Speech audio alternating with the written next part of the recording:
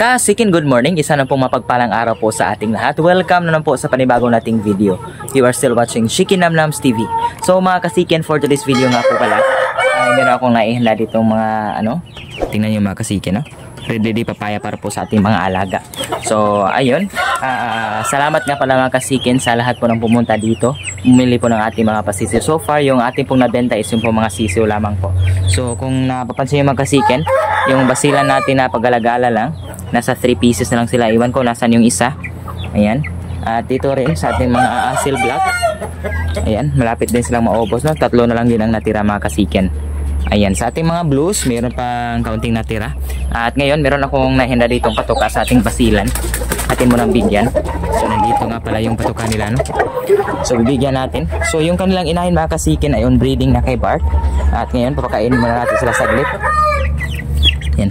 So, medyo malaki na sila, no?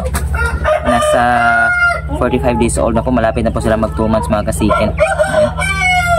Sobrang laki nila. At yun pong ating mga pasisiw dito, no, na mga pa-freebie ay yun. So 3 lang po yung nakuha sa kanila, no, na naging freebie. So malaki na. Kaya ang ginawa ko mga kasikin, nilipat na rin natin sila sa wet feeding. Okay? Ayan. So talagang napakaganda po ng ating umaga mga kasikin, sapagkat si Bart po ay pangatlo na natin siyang naisalang sa 3 basilan natin. At ngayon ay meron tayong isang basilan na namisa, no? So first offspring po ni Bart. Ayan, may sumaling kumain mga kasikin, no? Okay, so ngayon mga kasikin, bibigay nga pala tayo ng ayan, papaya po sa ating mga alaga. So tapos na silang pakainin, but further snack mga kasikin, ito pong ating red lady papaya, no? Ayan, para po hindi sila magtukaan mga kasikin. Ayan, so 4 na lang na piraso dito natira mga kasikin, no? Okay, next dito naman tayo sa 3 nating pa-asil black mga kasikin. Yan.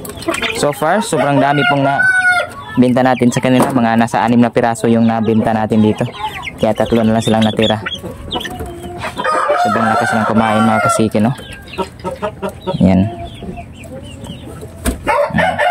So yan po yung diversion natin para hindi sila magtukaan. Siyempre, yung ating mga basilan dyan, no? Pag-alagala, 3 na lang sila makasikin. Sobrang laki. 2 pong pullets dyan. At isang stag, no? Ayan, sobrang laki. So, titimbangin natin sila makasikin, no? Kung aabot pa sila ng 1 kilo. At ngayon nga pala makasikin, nandito nga pala si Baki, no? Ongoing po si Baki. Pinaris natin dito kay yung kapatid po ni Hinata. Ayan, nandito, no? Okay. So yan, so sinubukan ko mga kasikin ay pares ang asil blues natin sa ating dumpo para magkaroon tayo ng maganda na blues, no? Dumpo blues. Ayan. So hindi pa sila nang ito mga kasikin, but ililipat natin ito ng lagayan sapagkat wala pong puga dito. So this is only temporary, okay? And si Hanabi mga kasikin, ayan, kapatid po ni Hinata. Okay. Dito rin ang ating krinos po na basilan at saka asil, no? Ibigyan din natin. So medyo malaki-laki na, no? Mga blues po na basilan yan. Cross po sa asil, no?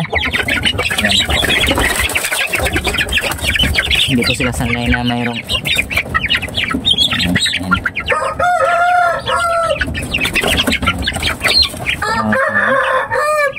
Okay. Susubukan ko silang pagalain mga kasikin dito sa ibaba kapag meron tayong oras, no? Okay, at dito rin nga pala mga kasikan ay medyo malaki na po yung first offspring, no? First born nila ni Baki at saka ni Aurora. Ayan, sobrang ganda mga kasikin. Kukunin natin siya mamaya. So dito nga, nagsubok din ako mga kasikin. Ayan, so yung ating asil henny nandyan po. Ayan, krinos po natin sa ating game fowl, no? So far, ayan, may itlog dun. Kukunin natin mamaya mga kasikin. So hopefully maganda po ang magiging resulta nito. Ayan, sweeter po yung ating pullets, no? Game fowl pullet. Krinos po natin sa ating henny po na asil. So hopefully nga magkaroon tayo ng magandang offspring nito sapagkat yun pong ating unang pinaris po kabaki. Ayun po, na-disgrasya.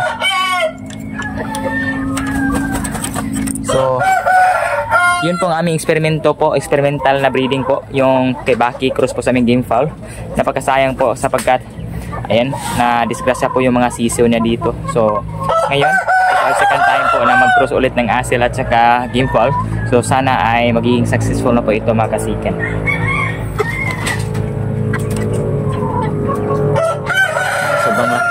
mga kasikin, no? So, sa na-mention ko po, ayan po si Bart. Ayan, nasa pangatlong basilan na po. So, excited tayo dito sapagkat pareho po sila mga bunguton, mga kasikin, no? Mga muff po silang dalawa. Ayan. So, dito, si Aurora at saka si Kabuto. Ayan, meron na po silang dalawang itlog doon sa pugad, no? At syempre dito, yung ating isang basilan, mga kasikin. Ito po yung pangalawang pinaris natin kay Bart. Ayan, naglimlim na. Ayan. And then, si Angel din dito sa kabila is also naglimlim na rin, mga kasikin, no? Ang ating Asil Blues na pinaris natin kay Tibo, no? Si Tibo po yung pinaris natin. So si Tibo ay nandun na, pinapalakas na natin, mga kasikin, for the next breeding. Ang ating kanawayon is nandun na. Ay, hihintay na lang natin yung inahin na pwede natin iparis sa kanya.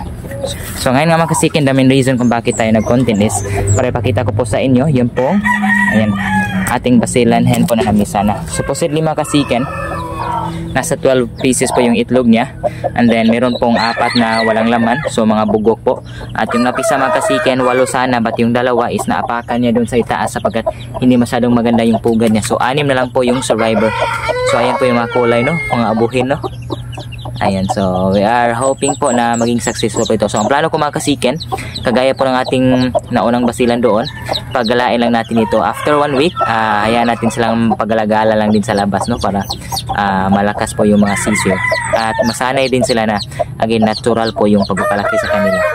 At dito rin nga, meron tayo dito si Ivana, mga kasikin, no? Naglimlim na dyan ang ating asil. Si Baki po yung pinaris natin sa kanya.